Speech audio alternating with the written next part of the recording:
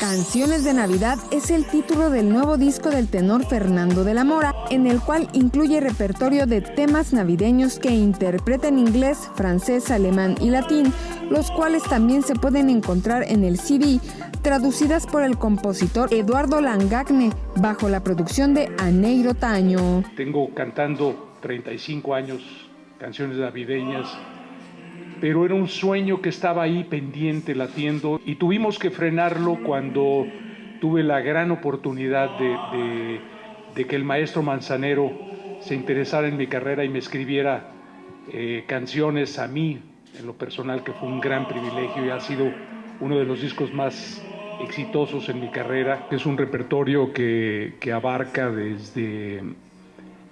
lo religioso, con Aves Marías. Tenemos las dos Aves Marías, de las más famosas, que son la de Franz Schubert y la que escribió Charles Gounod sobre un preludio de Bach, que es otra de las más conocidas también, cantadas, todo este repertorio cantado por los grandes tenores de todos los tiempos, por los grandes crooners, por los grandes artistas populares también. Lo novedoso de este disco, yo siento que es el lenguaje musical de Aneiro Taño, que es buscar lo mejor de los arreglos clásicos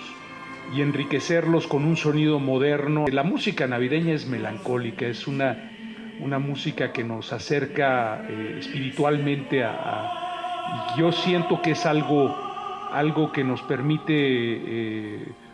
reflexionar sobre lo bueno de nosotros mismos. 21 Noticias, Berenice Ortiz.